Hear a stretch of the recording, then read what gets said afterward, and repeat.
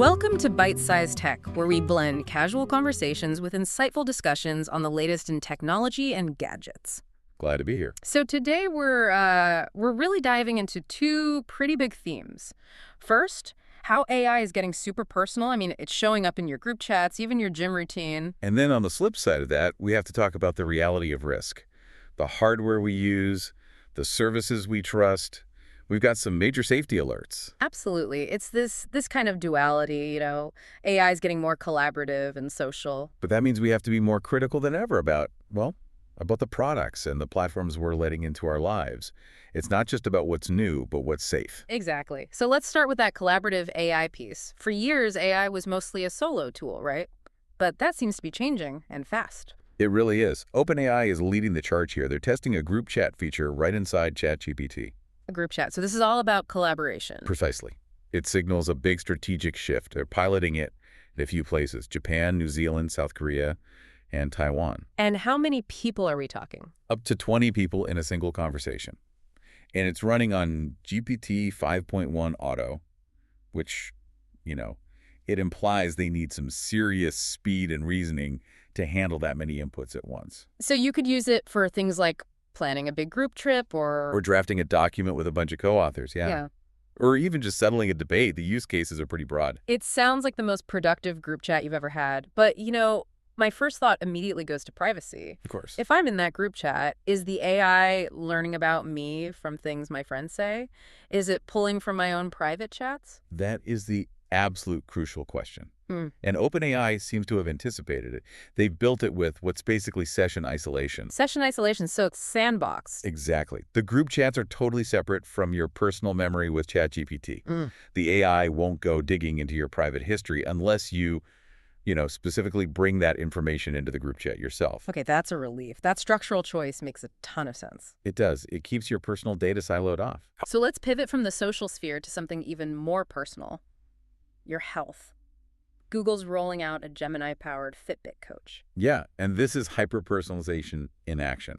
It's for the premium subscribers, and it builds these truly adaptive training plans. It's adaptive how? It looks at your goals, sure, but also what equipment you have, and this is the key part. It analyzes your health trends from your Fitbit data and adjusts the plan on the fly. And I heard the setup isn't just like filling out a form, is it? Not at all. The onboarding is actually a conversation. It's like a 20-minute chat with the AI to figure out your goals. It's much more qualitative. Oh, that's interesting. And here's the really big insight into Google's thinking. They're shifting the focus from daily goals to weekly goals. Ah, so it's less pressure. Way less pressure. It's about building sustainable habits, not making you feel guilty because you missed one day. It's a much healthier, less judgmental approach to fitness tracking. That whole idea of using natural language, it's also popping up in the professional world, right? On LinkedIn. Oh, absolutely. LinkedIn adapted its AI search for premium users in the US. You don't need to be a search expert anymore. You can just type in normal questions. Exactly. You can just type something like, find me journalist in New York specializing in the NFL. Sure. The AI does all the heavy lifting, analyzing profiles and titles. It just removes a huge barrier for recruiters, for anyone trying to network. Okay, so that's the upside, the incredible utility of AI. Now, we have to talk about the flip side, the risk, because sometimes the latest gadget isn't the safest. And this is an important one. We have a major hardware safety alert from Belkin. People need to stop using some of the products right now. Okay, let's unpack this. What's the problem? There's a pretty serious manufacturing defect in the lithium-ion batteries. They can overheat. Which means there's a risk of fire and burn. A very real risk, yes. So what are the specific products? What should people be looking for? Okay, you need to check the model number. The first is the Auto Tracking Stand Pro for iPhone. That's model MMA000. MMA008. Got it. The other one is their big 20,000 milliamp boost charge power bank. There are two models to look for, BPB002 or PB0003. And this isn't just a small batch, right? This is a pretty big recall. It's massive. We're talking about 83,500 units sold in the U.S. alone through Best Buy, Target, Walmart, Amazon, everywhere. Wow. And they were sold for years, from August 2020 all the way to August 2025.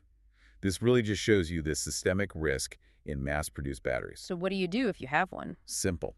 Stop using it immediately. Belkin is offering a full refund or store credit. And they're sweetening the deal a bit, I heard. They are. You get a 20% bonus on top if you take the store credit. But the most important thing is disposal. Right, you can't just toss it in the trash. Absolutely not. It's a defective lithium-ion battery.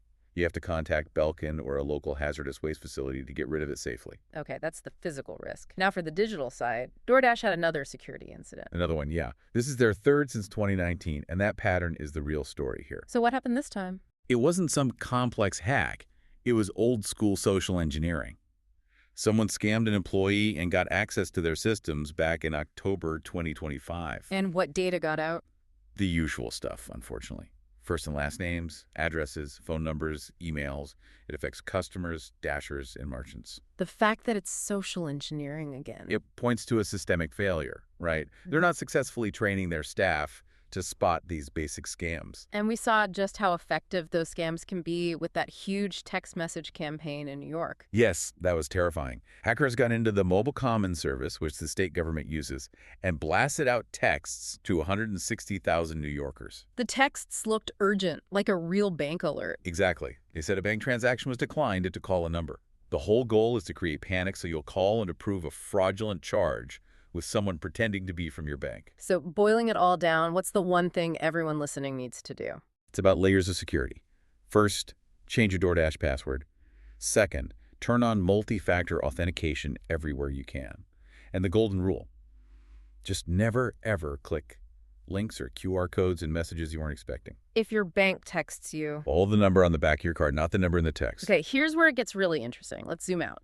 All this AI progress is happening so fast. And now we're starting to hear some real fear from top leaders about an AI bubble. The anxiety is definitely there. You're hearing it from David Solomon at Goldman Sachs, Ted Pick at Morgan Stanley, even OpenAI's own Sam Altman. So when they say bubble, what does that actually mean for AI? It means the price of AI stocks has just shot up way past their actual current value, all driven by investor excitement. And the numbers back that up. Oh, yeah. U.S. AI investment hit $109.1 billion in 2024. That is a fever pitch. I think Altman put it perfectly. He said bubbles happen because smart people get overexcited about a kernel of truth. Right. The tech is real. It is revolutionary. But are we overpaying for what it can do right now? That's the question. And that excitement is clashing with some pretty serious ethical concerns, especially in creative fields. You're talking about that AI country song. Exactly. Walk My Walk by Breaking Rust. The headlines made it sound like it took over the music industry. But that wasn't the whole story, was it? Not even close. It hit #1 on the country digital song sales chart, which is just based on who buys the track. Not the main Billboard chart? No, not the one that includes radio, airplay, and streaming. A Human Artist was still #1 there. And the song itself, well, critics called it soulless. Just hitting all the tropes. All of them. Got mud on my jeans, you know. It just reinforces that core concern that these models are trained on the uncompensated work of real artists. It makes you wonder about convenience versus joy. Which brings me to Spotify's new AI recap for audiobooks. Right. It's in beta on iOS. If you stop listening for a while, the AI will give you a quick summary to catch you up. But does that defeat the whole purpose? I mean, when an AI summarizes a story, you're missing the nuance, the themes, the author's actual craft. You are. You're prioritizing information delivery over the artistic experience. It's choosing speed over the slow burn immersion that the author intended. Okay, let's hit some quick updates, rapid fire style. First up, Google is finally bringing call recording to older Pixel phones. That's right, Pixel 6 and up, as long as you're on Android 14. It might come to some non-Pixel phones, too. But the big rule still applies. You have to tell the other person you're recording. You do. That's a key legal requirement you have to follow. Over on X, DMs are now chat. Yep, and they've added a ton of Signal-like features. End-to-end encryption, editing, deleting, disappearing messages. It's not all smooth sailing. No. Users are reporting it's made the app slower, and group chats are harder to manage. A classic privacy versus usability trade-off. And for Mac users who are a little nervous about Apple Intelligence, you have control. You can turn the whole thing off if you want. You can even stop specific apps from contributing data or turn off the ChatGPT integration for certain tasks. Good to know. And a quick fun one, Frito-Lay is making dye-free chips. They are. Simply NKD versions of Doritos and Cheetos, even Flamin' Hot, are coming December 1st. An alternative to that shockingly orange dust. And finally, let's head off-world. The space race is heating up. It sure is. Jeff Bezos' Blue Origin just landed its reusable New Glenn rocket booster for the very first time. On that floating platform, Jacqueline. That's the one. The Yeah. booster was nicknamed Never Tell Me the Odds. This is a huge milestone for them, finally matching the reusable tech that SpaceX has had for years. And that mission sent a NASA spacecraft to Mars. Yep, the Escapade spacecraft. Mm. It should get there around November 2027.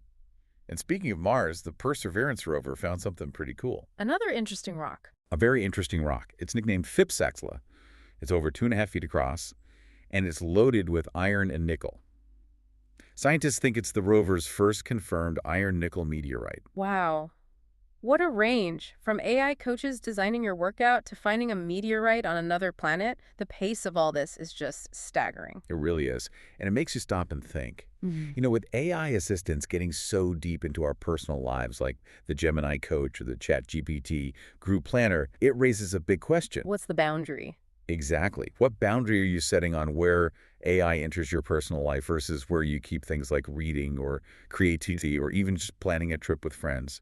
Purely human. Thanks for tuning in to Byte-Sized Tech. If you enjoyed this episode, like, comment, share, and subscribe for more fun tech discussions.